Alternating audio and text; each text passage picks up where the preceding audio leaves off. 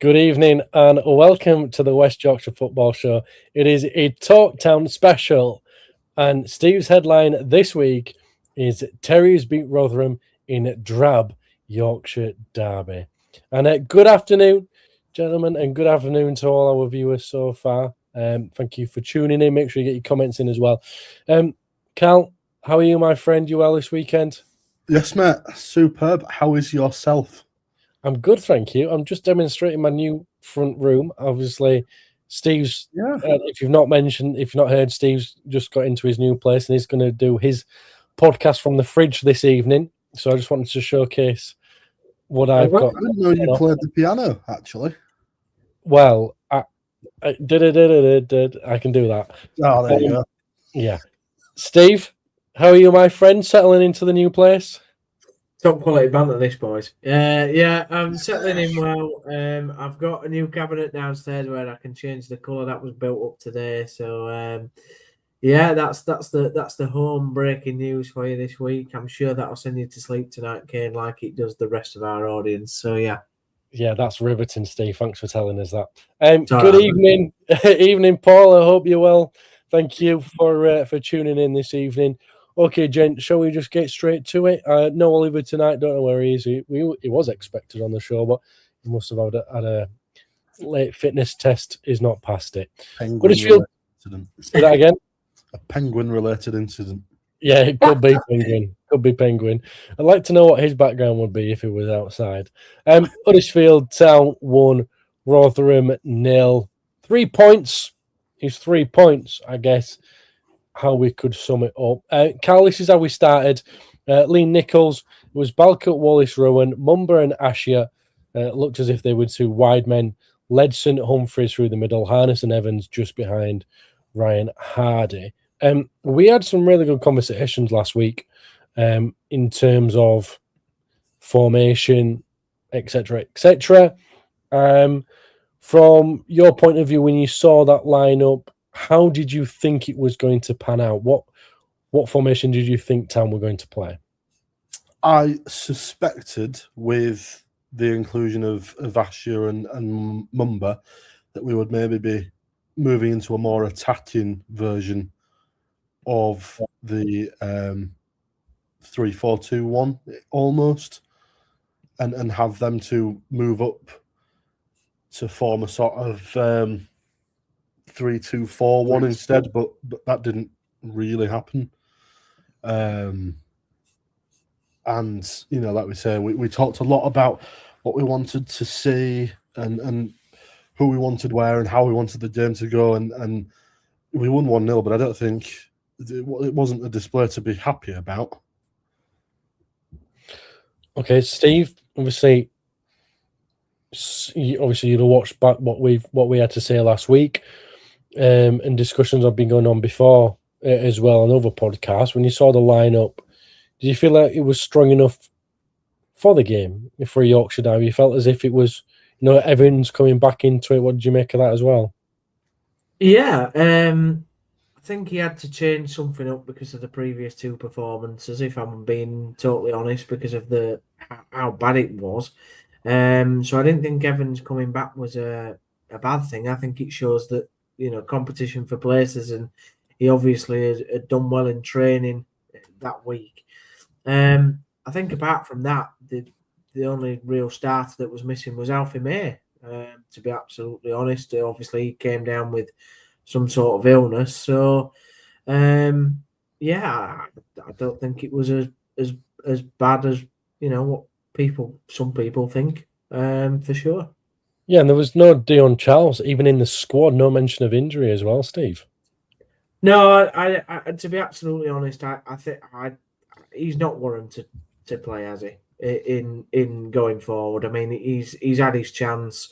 Oliver spoke about him having his chance in the previous podcasts, and as much as you can give somebody a go, he's had his chance and he's not taking it. And to be absolutely honest, I genuinely think any of us on here could have put a better performance in some of the games that he has. I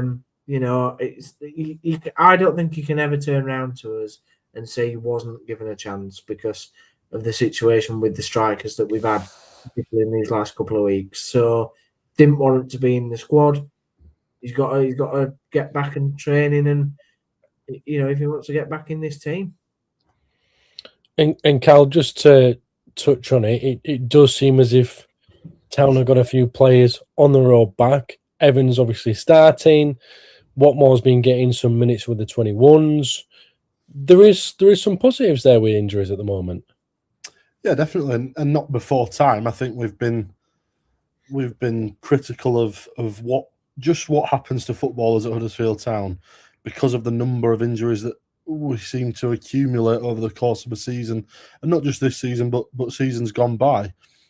It's nice to see that they're getting back to full fitness, but what we don't want to do, and what we really can't afford to do at this point, is to rush players back before they're ready, even if they're allowed to give them 45 minutes and we give them 60. We don't want to be doing that because it might get you out of a hole in the short term, but long term, if they go down injured again, some of these players we really do need for this running. Like Lyndon Gooch, I would certainly say would be a welcome inclusion back into the side for the quality that he brings, but also the sort of grit and determination of some of the other players that are out as well, and the experience. So I think good that they're getting more minutes and good that they're potentially coming back, but let's not rush them back. Let's make sure that they are ready before we throw them in. Although Watmore may be rushed back into it, Cal, after Radinho Balka goes down with his groin. Yeah, and this brings me wonderfully back around to what I just said about players seemingly picking up injuries more often than they should do. He dislikes the situation so much, he's left. He has. He's left his fridge and he's going to his laptop. Someone's opened the fridge. No. Shut up, Cal. Yeah, Cal, shut up. Sorry. Yeah, I knew. Yeah. All right, well, no podcast, we're done. Thanks, everyone. Thanks for tuning in. You've been a right laugh. Yeah, it's disappointing. Obviously, the injuries come round, and we're thinking, and the thing with Balka one, we'll probably touch on it a little bit later, but there wasn't much in it. Okay, first half, Steve. From where I was sat, the formation did change a little bit, but I just felt as if there was a bit of confusion of what he actually wanted, because at times they're in a 4-2-3-1, then there was in the back to the 3-4-2-1, then the 4-4-2 at times. How did you see it from where you sit? Yeah, I didn't really get what we were trying to do shape-wise and formation, to be honest. I think it's become quite convoluted over the last two weeks, particularly, which is a shame since the start that we had under him, where I thought it was quite clear. The more training sessions that we seem to have, it seems to get more complicated. And the players just didn't seem to be linking up. I mean, in that first half, we could not string a pass together at all, from back to front. We were slow, we were pedestrian. I mean, Murray Wallace is very dependable in the air, but when it comes to his feet, he can't do it. He's very slow and pedestrian. Balka, couldn't really pass a ball either in that first half. Mumba was shocking on the wing. I mean, I don't really know what he was trying to do. And to me, Ashia was the only one trying to do any pressing. It was weird. It was like Ashia will press and then nobody else would. And then I don't think we brought Hardy into the game at all. We didn't utilise him to how we should be doing. And yeah, it was very strange. And the worst stat in that first half by a mile. I mean, by the way, Rotherham were shocking as well. In my estimation, they were crap.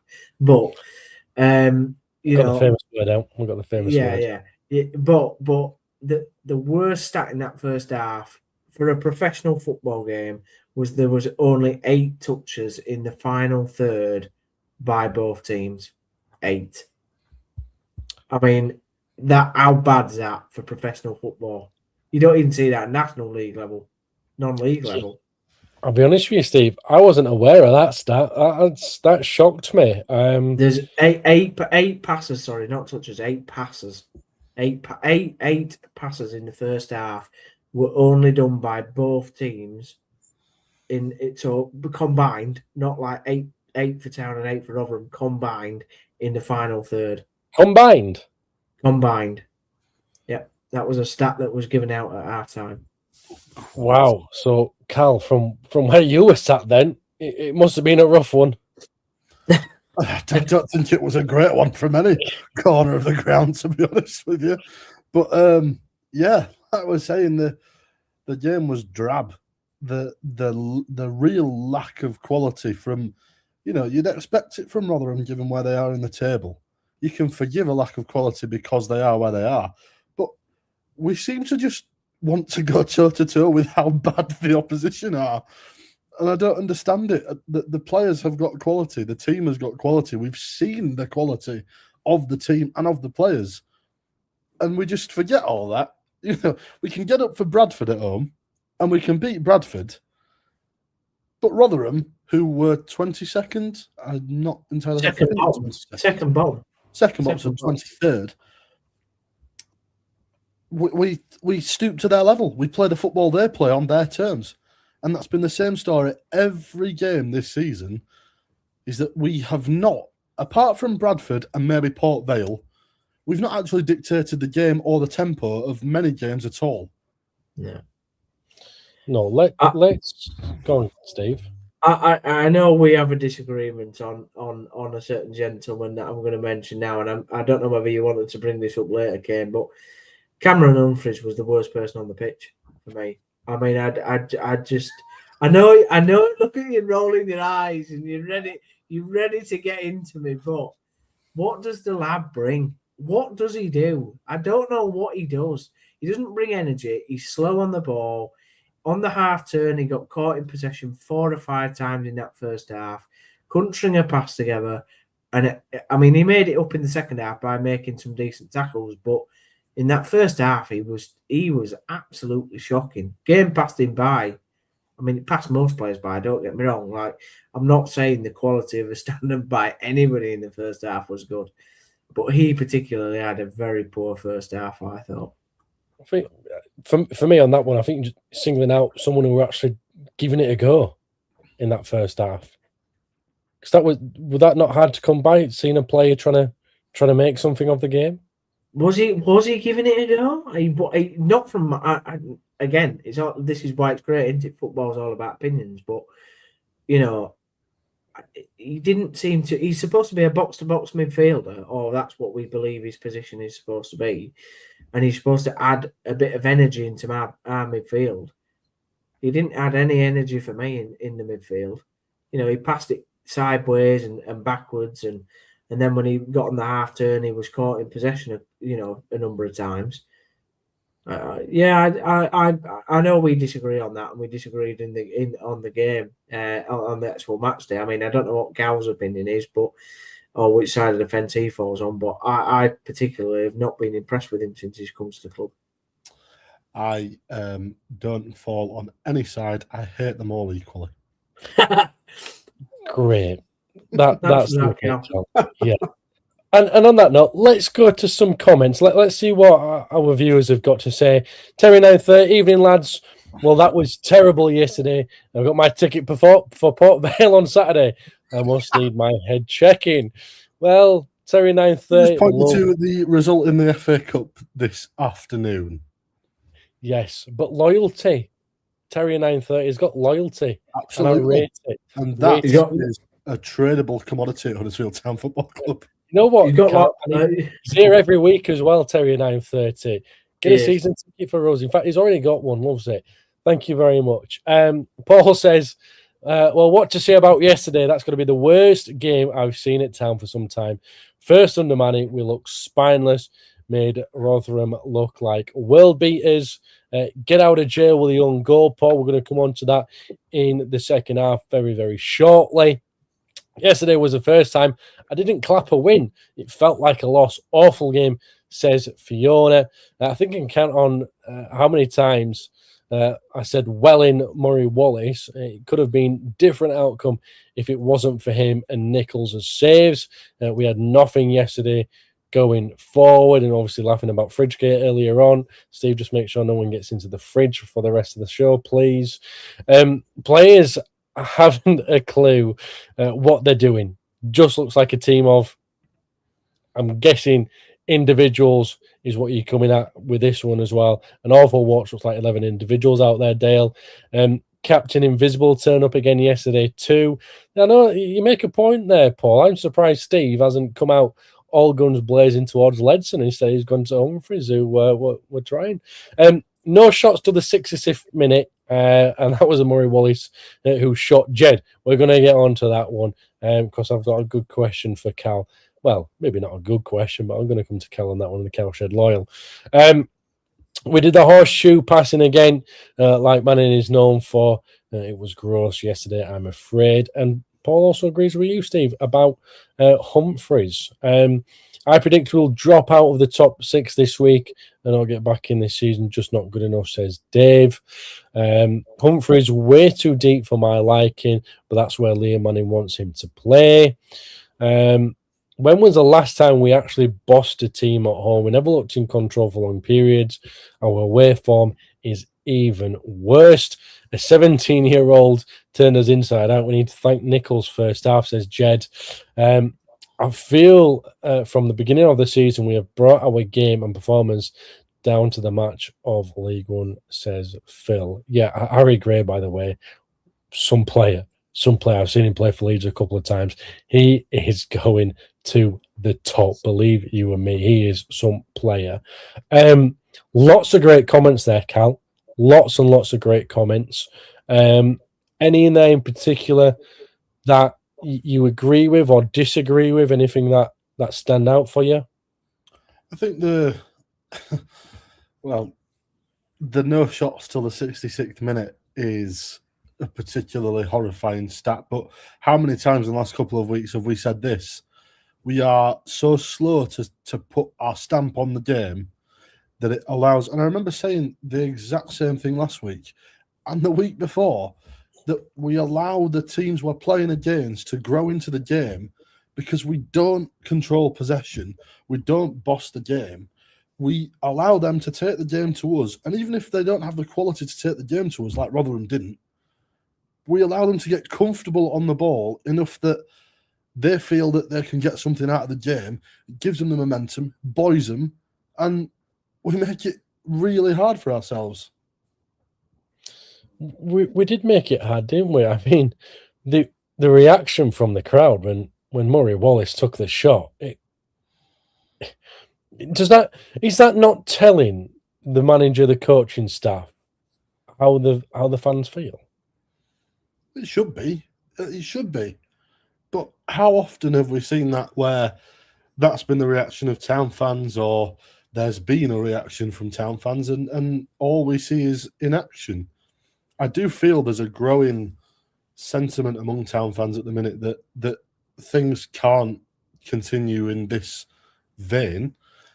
Where that leads to in terms of the club as a whole, I don't think it's actually coming down on Liam Manning. I think it's more coming down on Kevin Nagel and the people that he's appointed to advise him. Because a lot of the time after the game yesterday, you saw the Cowshed Loyal banner, the photos of the Cowshed Loyal banner, the 2 years of failure banner, being shared again and again and again. And because it is consistently nowhere near what has been promised and consistently nowhere near where it should be for the money that he himself has put in. Why doesn't he want to see a return on his investment? And if he does, why isn't he more vocal in trying to get that return on investment? Because right now, from where I'm sitting, the fans are furious, the players don't care, the manager's been thrown in at the deep end again, and we've got an owner that's sitting in Sacramento, none the wiser. So why is he none the wiser then? What could that be? He's been told that things are not as bad as they are, or that worse, that they'll blow over. Don't worry, we'll get this one right, Kevin. Liam Manning's the man for the job. We'll get this one right and we'll fly up the table. Don't worry about it. because this man doesn't have an intricate knowledge of English football. That's a fact. And it's a criticism that's been levelled at him from Sacramento Republic fans as well, that he doesn't have an intricate knowledge of sports ownership at all. And that's fine. That's not how he's made his money. That's not his background. But it's an interest, and it's what he wants to spend his money on, which is absolutely fine. And I'm grateful for the money that has been spent. But the business decisions that have been made are ultimately taking the club in a direction that nobody's happy with. And that's the reaction from the crowd.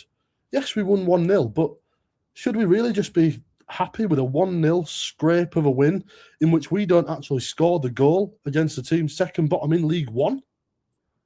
I don't think so. I don't think any fan wants that. But we've not seen enough of the shrewd, good business decisions, the likes of which Lincoln are making at the moment, that's got them where they are, that shows me or you or any other Huddersfield Town fan that there is an ambition and a plan and a solid base to know that we will be where we want to be at the end of this season, at the end of next season, at the end of the season after. Steve? What do you make of what Cal said? I do agree with what Cal said in pretty much the majority of what he's had to say. The only thing I would say is that we know that these players can perform better than what they are doing. And it's not on Kevin Nagle for Harness to have a shot, for us not to have a shot before 60 minutes. It's not also on Kevin Nagle the way that Manning's setting up the team, the instructions, the defensive style. I mean, the question that I've had is maybe he's looked at the amount of goals that were leaking and has decided very much to go and not necessarily change the shape and the formation to what Grant was doing, but maybe the slight instructions that the players are doing. Now, I went on Radio Leeds after the game and spoke to Matt Glennon and said, you know, for me, why isn't the experienced players such as Ledson, such as Murray Wallace, that have played in, you know, decent teams in the Championship, saying, look, Gaffer, it's not working. What we're doing is not working, or it's not something we seem to be getting a lot of joy from. You know, I mean, the players yesterday cannot have enjoyed that football game. Nobody in the ground enjoyed the football game. The fans certainly didn't. I'm sure the people in the posh seats didn't.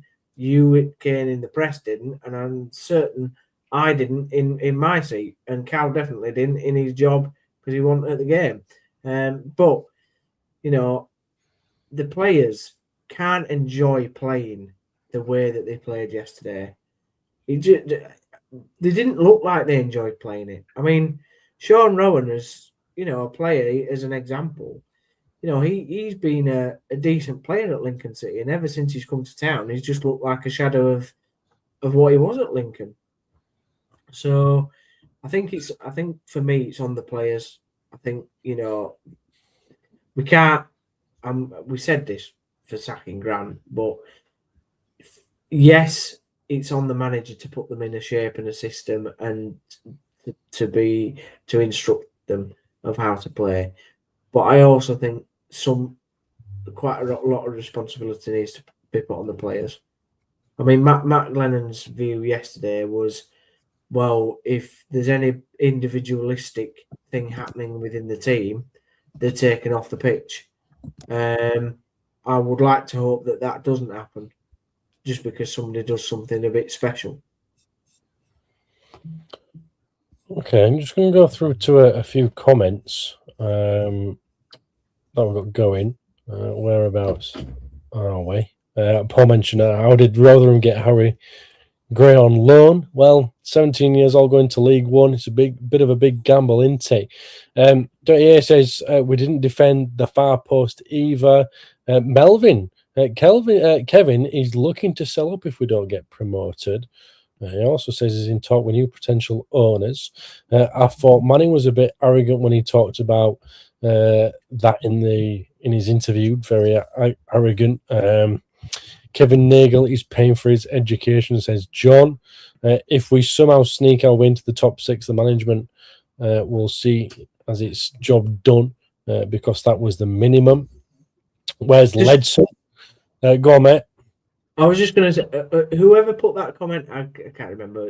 Was it Melvin or Kelvin? His name. Can he tell us how he knows that? Melvin, please let us know how you know that. Whereabouts will be? Where's Ledson? It just goes missing. No leader all season to drive us forward, says Jed. We now know why the season ticket prices are rising 3% next season. Pember Kane's new plush house. I wish Terrier 930. I wish, my friend. I wish. It was all for my fridge. Yeah, it's all for sure. I'm trying to get a fridge like Steve's. It's down to Edwards and Markham to sort this mess out. If the remaining home games are as bad as yesterday, then season ticket sales will drop significantly because fans aren't going to pay to watch this. Recruitment needs sacking. Is Ledson the issue? Are we trying to build a midfield around him, but is he the problem, says John? James, are we under the estimating the loss of Castledine? Are we underestimating the loss of Castledine? I know we should be good enough anyway, but he was the key by the looks of it. We have to turn good league. We have the knack to turn good League One players into absolute dross. What we teach them. Are the players showing sign of being overcoached as Jed? Absolutely, 100%. And they've been overcoached all season for me. You know, look, the Bradford game is a pure example. That was off energy, atmosphere, and adrenaline, and that was a performance that wasn't overcoached at all. That was just off pure footballing ability and feeling for the game. Yesterday. So Steve. Melvin says this is the latest rumour doing the rounds. He wants to keep hold of the land. Steve, one of the reasons I did interrupt there was because of obviously that comment, but also, what does it mean by being overcoached? What does that mean? What do you mean by that? Well, I think it's where when you're overcoached, I think it's where you're working to a set plan that is the plan that you're going with for the majority of the game. And yeah, you have to do that. But I think sometimes football, you have to work on a feeling. And listen, we've had one of the best managers in the game, well, not just this level, but higher up in Neil Warnock of late, who works very much off feelings. You know, I watched a documentary earlier. I don't want to go on too long about this point, but I watched a documentary earlier about Sam Allardyce at Bolton when he started at Bolton, and you know he works off feelings in games rather than a absolute set plan that can't change. And I feel like that was the problem with Grant. He's an FA coach. He works very methodically in the classroom. You know, he wants players in precise positions in modules 4 and 6 and 8, and they can't move into different areas of the pitch. And Manning's very much of that same ilk. However, I would like to think that Manning has a little bit more about him than that, having managed over 200 games.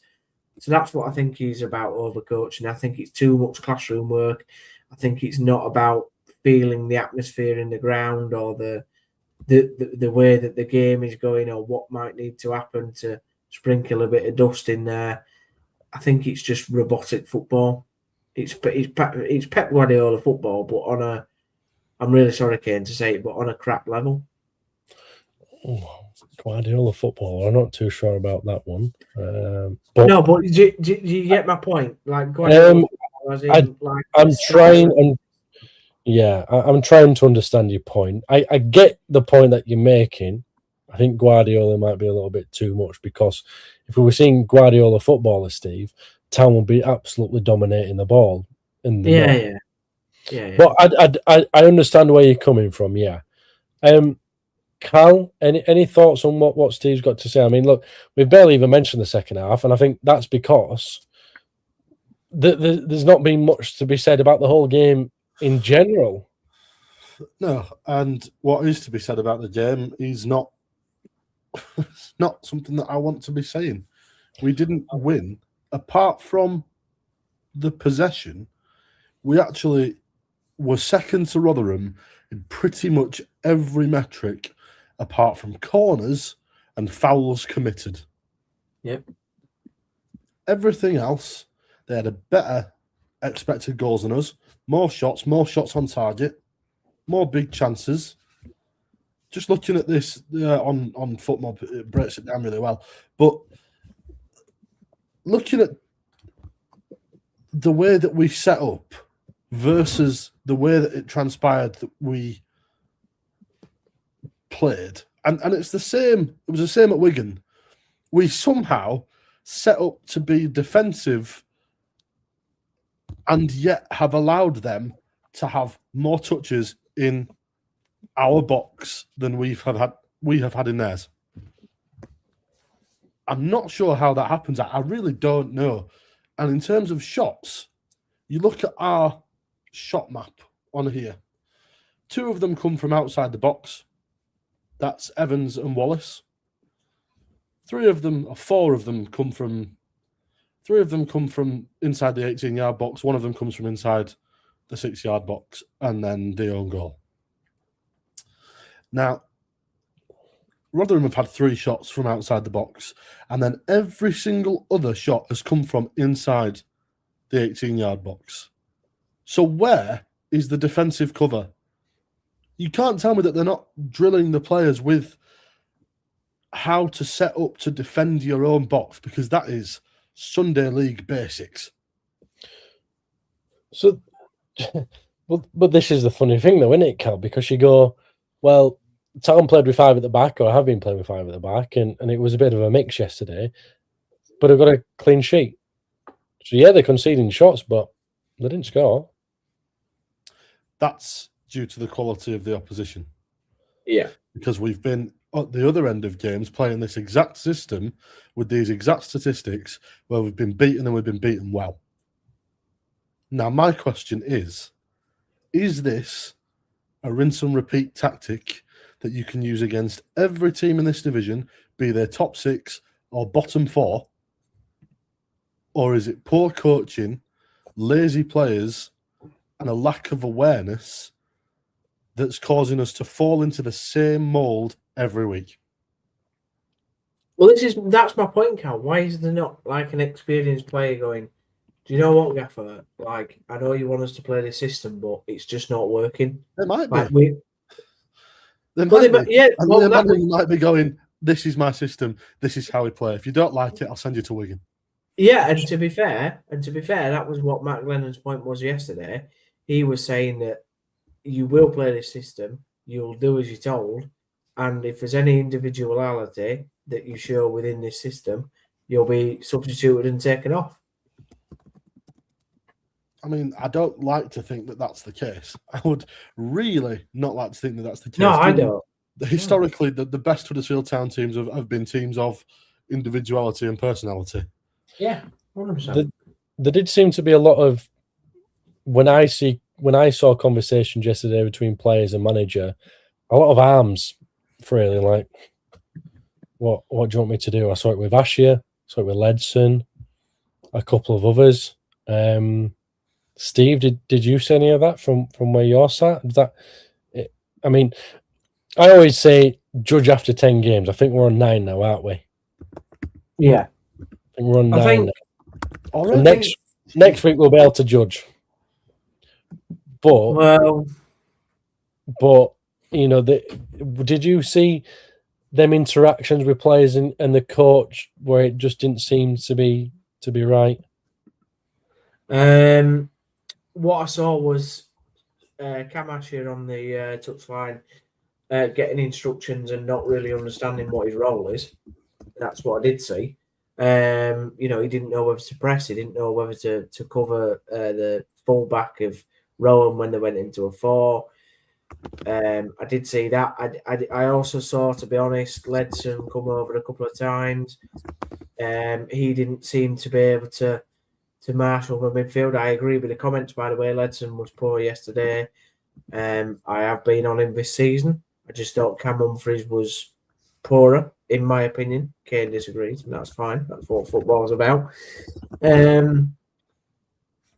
Yeah, it was just such a weird fixture. Like there was no atmosphere. There was about 12,000 in the stadium. There was no atmosphere because we had nothing, literally nothing to get up for. And like I said at the beginning, the players seemed confused about what they were doing. But they were in a 4, in a 3, in a 5 at the back, in a sort of pressing system. I think they've spent too much time on the training ground. I honestly do. Do you know what? I love it when I put a note in the our little private chat to don't mention anything yet. We'll come on to it, and then Steve just does it anyway. I did. I'm blind. So I didn't. Steve, you mentioned the atmosphere. I wanted to go through some comments and draw a line. No, it's fine. No, you've brought it up now. We might as well go.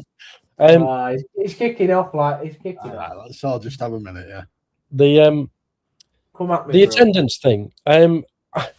It's funny enough because I was saying this on commentary yesterday, and to my colleague who, as excited as it got in our commentary yesterday, was when he got cramp, and wow, that was quite funny. Because the funny thing was, it was just that Wallace had a shot, and everyone started cheering, and he got cramp because it was most excited he got all game. But I was looking at 5 minutes in, looking around, going, where is everyone? Steve, I was thinking, there can't be that many people still finishing off the pint. No, it was. I think. Well, I know where I was sat. There was a few people that left at half time round me. I'll be absolutely honest. Wow. You know, they were that poor, like, you know, annoyed at the first half performance and how we were playing. I think they just left. I think they didn't come back. So, I mean, when Boca went down, I know I went to go get a pint at half time because I just thought, what was the point in watching the last 2 minutes of the half?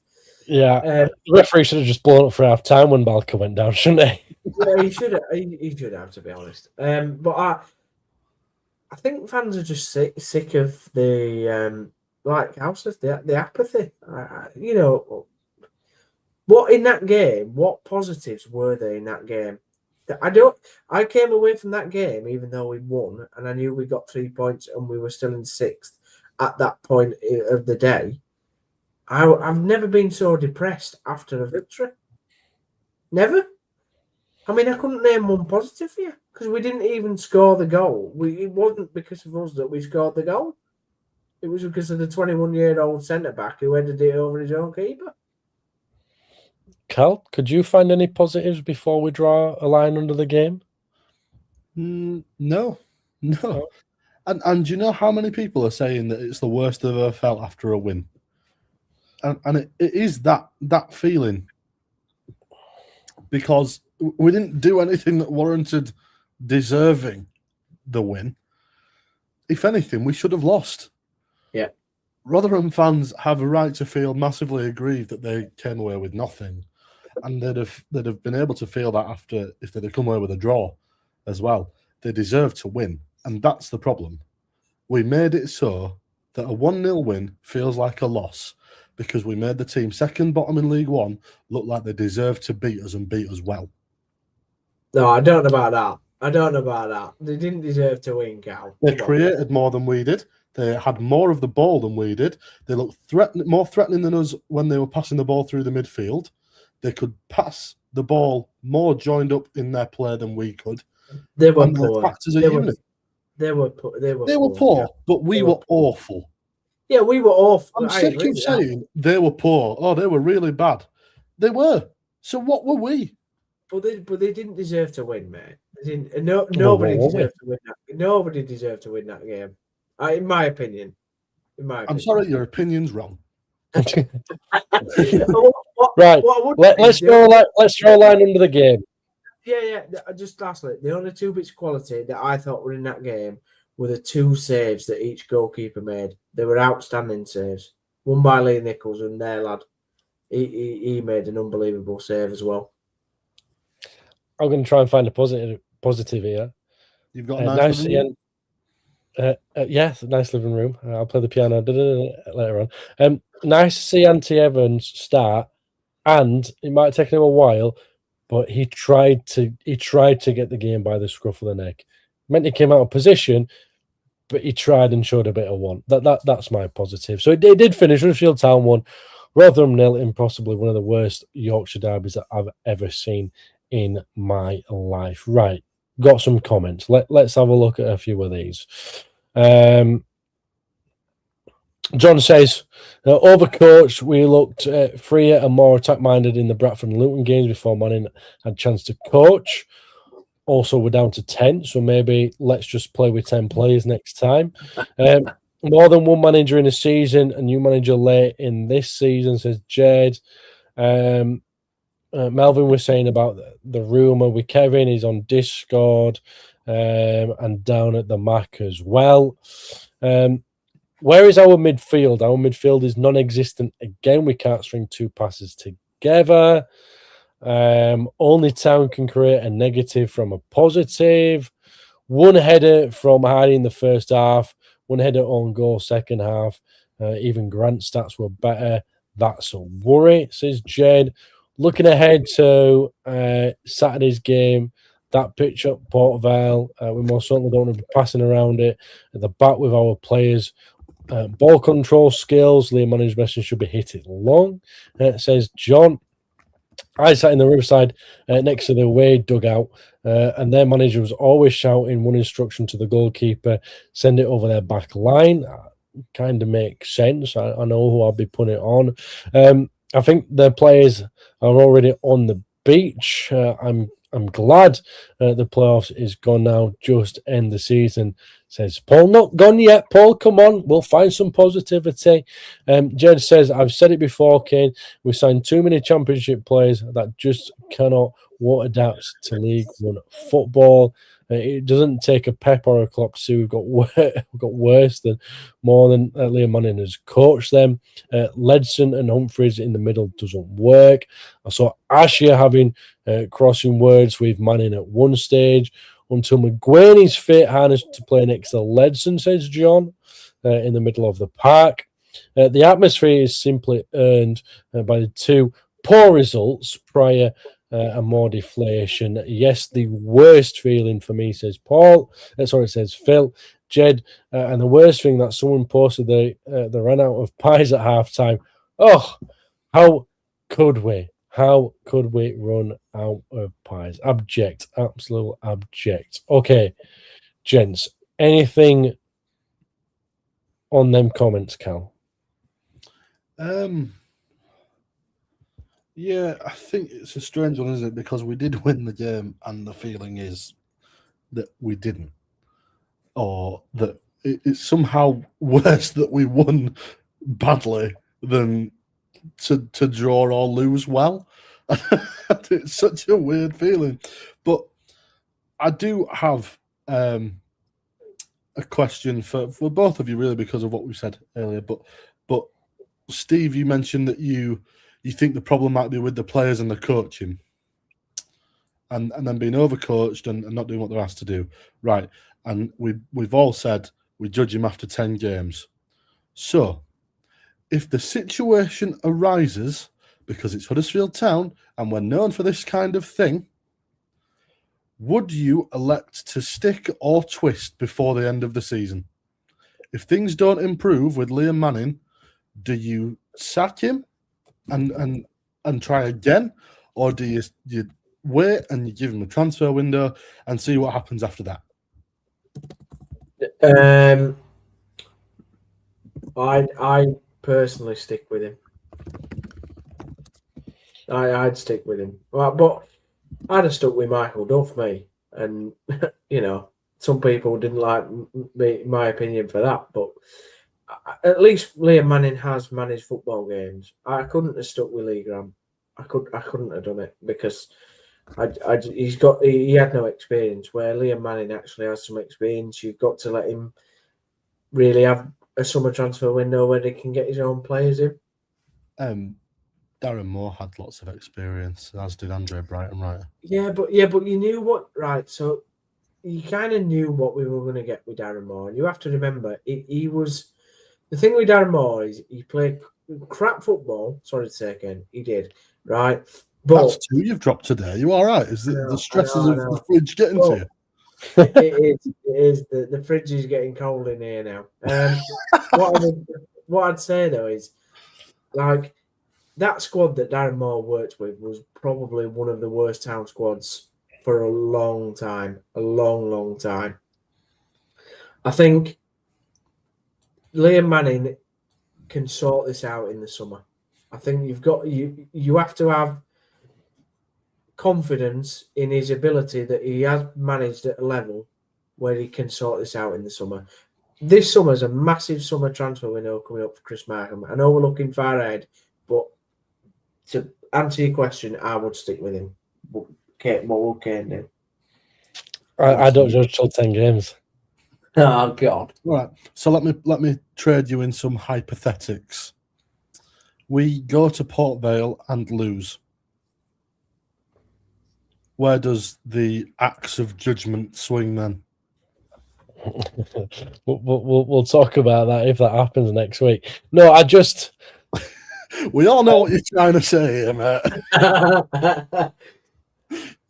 You want Bombay gone. Carl, we spoke about it last week, didn't we? I'm not a fan of the current system. I'm just not a fan of the current system, and I don't think it suits what the club's after. I briefly, very, very briefly, on my way home from the Leeds Rhinos game today, was listening to the Leeds United game, and at half time, they played an interview that they've had recently with one of the investors and board members at Ellen Road, and he was basically talking about what is the DNA of that club and how do you get the DNA and how do you implement it with a coach? How do you implement it with a player? And for the 5 minutes that was on, I really enjoyed listening to it. So I'm thinking about that, Cal. I'm going, what is the Huddersfield Town DNA? What is Huddersfield Town? What is the... We could tell you. No, but this is the thing. So what is it? We've had Northern football. We've had working class. We've got everything together. We've had these few things, but what's the one that hits out to me that was on the field and then off the field? For me, was the underdog. Mm-hmm. Being the underdog. It was the time just after the working class thing, and it was the underdog thing. And the underdog fought for everything. That was a real good DNA of the club.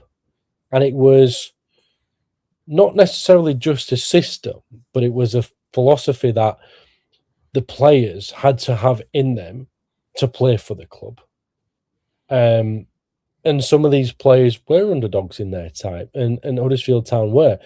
And are they an underdog now in this league? No. Were they in the Championship? Yes, always were in the Championship, always was in the Premier League. In League One, not necessarily, but Town came from being an underdog in League One to get to the Championship. I think the point that I'm trying to make, Cal, because I'm going round in circles here, right? Let's face it, is I understood what was going around in that time. When I was seeing that underdog spirit, that kind of thing that I related with was they were fighting for everything out there. Every single ball, they were pressing every single player, and they didn't give anyone any time or space. And now I'm looking at them going, they're in that there right now. This shape isn't everything together. I mean, this is our motto at the moment, is everything together. But we've got players pressing on their own. Yeah. Everything has to align. I know it sounds silly, but if you have your tagline, it has to be everywhere. It has to go straight through the club. It has to be from the top to the bottom, from the bottom to the top. That includes off the field. That includes events that were happening that's nothing to do with football. That and then going from match day morning, shop being open, kiosks, pies, burgers, whatever. Everything has to be together. Right now, I don't see it. I don't see it. I don't see Liam Manning coming in like he has done at the moment with this style of football that I'm seeing. This isn't everything together. That's not everything together. For me, I don't disagree with what Steve says, that we need a strong, important and good transfer window for the season coming, because we will be in League One. I'm under no illusion that we might get in the playoffs. We might do. We won't win the playoffs. And if we win the playoffs, what an awful season next season's going to be. How much money and investment does that squad need to get it up to even close to staying in the Championship? Tens of millions. For me. Now, we stay in League One, we consolidate the place and ship a lot of the players out. And hopefully that happens. But I only see that happening under a new manager, unfortunately. But this is all under the caveat that Liam Manning has 10 games left of this season. Now, I don't see it based on what's gone before, but those 10 games can be pivotal for the group and himself. But I'd give him the 10 games, and then at the end of the season, if things haven't improved, we're seeing more of the inconsistent, poor performances and sort of disjointed football across the board, we say thank you very much and we look elsewhere. But we do it in a manner that we then allow whoever comes in the time to build the squad through that transfer window. If we're going to do it. Yeah, I think for me, Cal, it's I just want something to relate to, don't you? You want something to relate to, something that you can get on board with, and I think that's the main thing at the moment. And Steve, correct us if we're wrong, but what we want is just hard-working football, high pressing, and a bit of go forward. That's all Town fans want, and then we can relate to that. They can get on board with that, and again, with what we've just mentioned in terms of everything together, we're not having that relatability, are we? No. And you are right that was probably a zenith with the underdog tag. Now, the problem with that tag is when we got to the Premier League, we lost a lot of that because of personnel that came into the football club both on and off the pitch, which has been well documented. Things happened. The club went through, obviously, a state of change. And then, obviously, since then, it's been on a downhill circuit. Now, we're supposed to be in the crux of celebrating our 100th year of winning the Thrice Champions. Look at what that team achieved all them years ago. They had, yes, it was a different time in football, but they built a culture. They built something. Came what you're talking about, a relatability, where they were getting 60,000 people going to Leeds Road to watch them every week.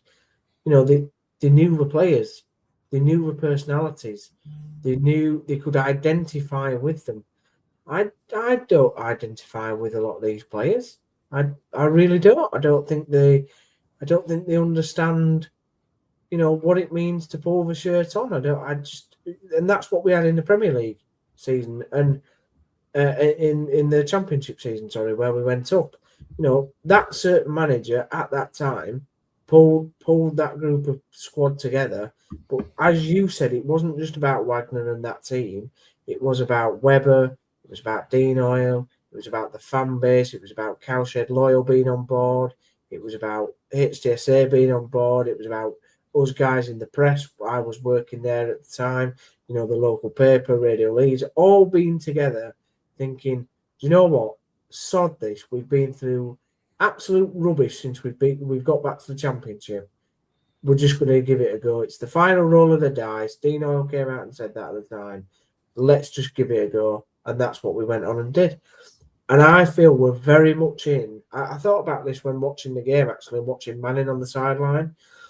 And it seems to me we're in the throes of about 2015, about 10 years ago, where the club is rudderless, doesn't really know where it wants to go, doesn't have an identity, certainly doesn't have a good relationship with its fan base and the key supporter groups within that fan base. And whilst it might be run better off the field than 10 years ago because of the money that revenue it's bringing in, it certainly doesn't have the goodwill with the people around the football club that genuinely want it to do well. And I feel that that's the sad part of what we're going through at the moment. The bit that was missing 10 years ago was that revenue bit, that stream bit, that financial muscle. Where this now doesn't, it's got the financial muscle, but it's not got the heart, it's not got the ambition, it's not got the vision, it's not got like what you've expertly said in that last 5 minutes, where it's got something running through the entire club, whether it's meetings off the field and events and stuff like that, where everybody in that football club is running to one thing. Does this not link back quite well to what I said earlier, that at the time, and I agree absolutely with everything that you've just said, at the time you had an owner and a CEO and a director of football that knew English football intricately well, knew what it took to succeed in English football, knew what fans' expectations were, and knew the rub of the green. We don't have that now. We've got an owner that doesn't know English football, as I said earlier, and that sets the culture by the people that are appointed. These aren't football people. Chris Markham is a football person, yes, but he can't do it on his own.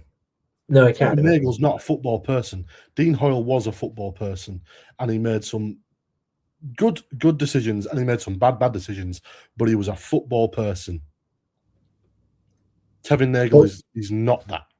Liam Manning looks like like I said, like a time when we had Chris Powell in charge. Yeah, it's a Mark Robbins, Chris Powell sort of era where there's just nothing going for it at all, and there's nothing to be excited for it. You don't turn up on a match day and thinking, you know what, I'm going to see some proper effort today. Some, like you've said, Kane, and closing down, playing some, even if it's not the best football in the world, just giving it a go. I distinctly remember that season.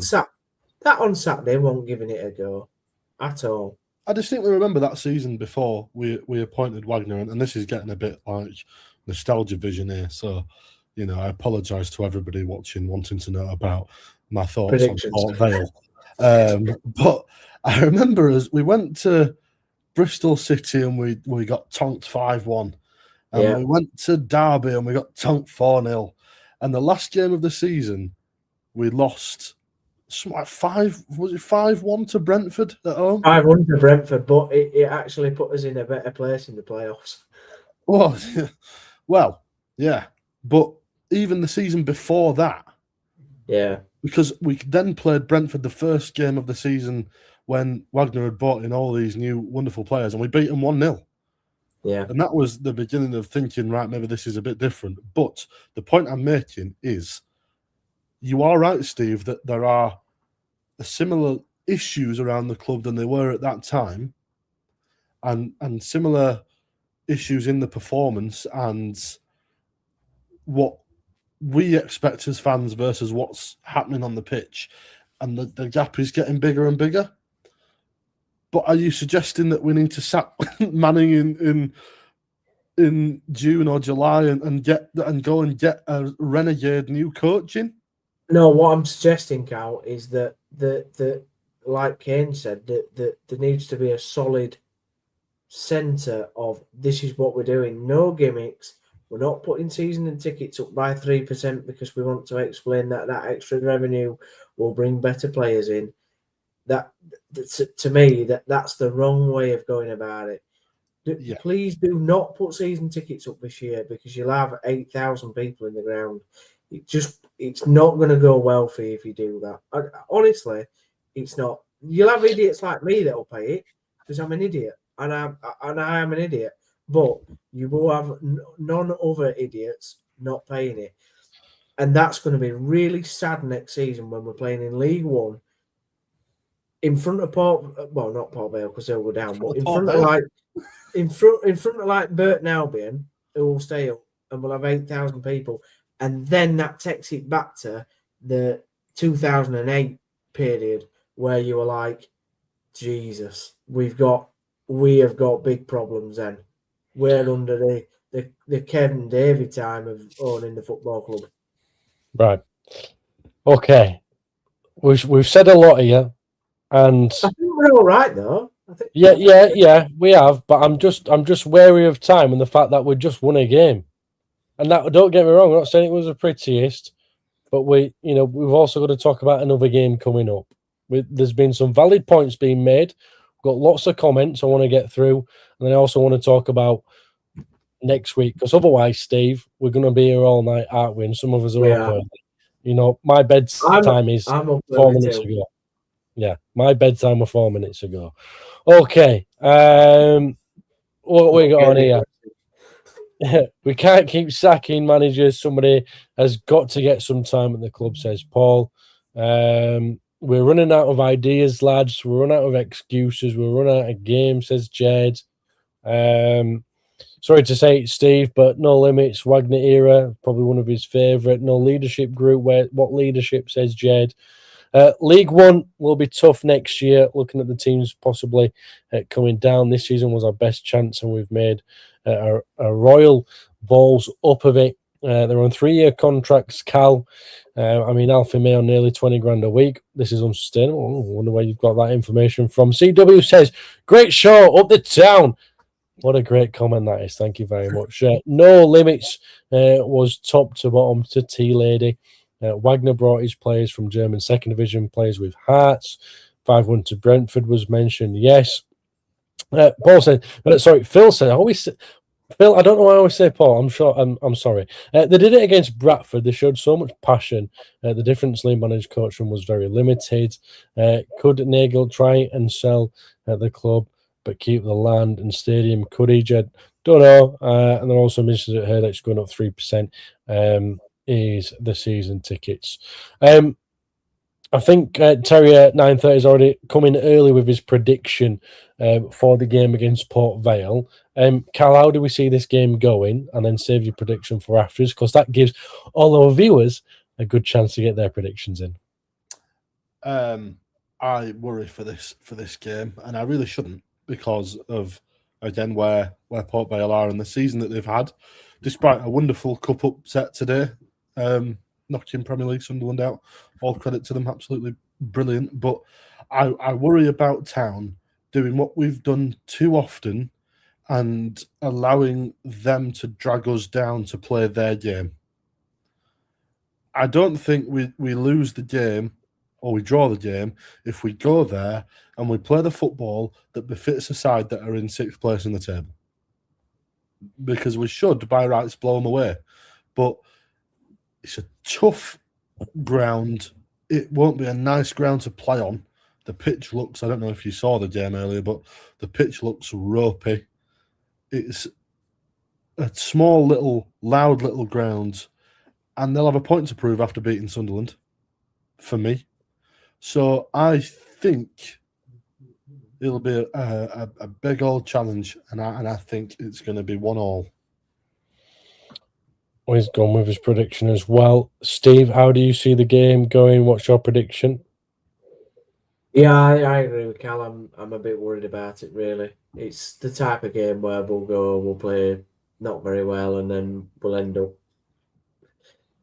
probably end up drawing it, like Cal says, because they're that rubbish that, we've got to have some semblance of quality at some point, haven't we? Jeez.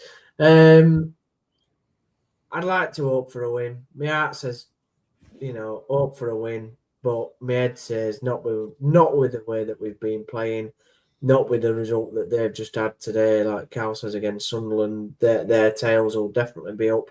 I think they already know that they're going down, really. So they haven't got a lot to lose, really, to be honest.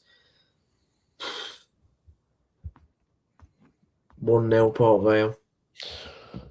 1-0 Port Vale. Right, okay. Terrier 9 of 30 says Port Vale 1, Town 3, or I hope Wigan away. It was bad enough. Surely Marcus got to change at Port Vale. Fingers crossed.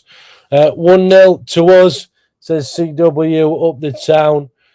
Port Vale 1, Town 1, says Dale. A loss, guys. I'm afraid we can't win away. 2-0 Port Vale. Have you seen the state of Port Vale's pitch? 1-0 to them. Okay, so bit of a mixture between draws and losses, and at least we've got one win from CW. So thank you very much, everybody, for tuning in this week. Have we got any final thoughts, Steve or Cal? We needed Oliver. Yeah, we needed Oliver for a positive. Yeah, we certainly did. I'll pretend to be Oliver, right? Go on then. I think it's going to be an interesting game of two halves, and I think it's going to be a Town 3, Port Vale 1, with a Ryan Hardy double. It's like day. He's there. It's like I actually thought you were Oliver then. I actually thought you were. I tell you what, it's off here, boys, in the Falklands. Jesus. Yeah. He's got him in his fridge. Well, thankfully, Jed's put this in so we can bring the positivity back down. Traditionally, back down. We never do well at Port Vale. Used to hate going there. Worst beer in England. 2-1 Port Vale. Prize this week. Worst beer next week. What's the world coming to? What is it coming to? What is it coming to? I remember 10 years ago when Chris Power was in charge, somebody did his fans forum thing. Somebody said to him actually that the football was that bad. The only thing that was worse was the pies at the ground. So fantastic. Well, on that note, after such after Oliver stepped in as Steve. Let's just stress we did exactly. We won the game. We've won the game, Carl. We've won the game. We had a clean sheet. We've won at home. All this negativity, forget it. Throw it out the window. We're on. We're in 6th position. Like, share, subscribe. You know the score. Until next week, we've won this game. We shall.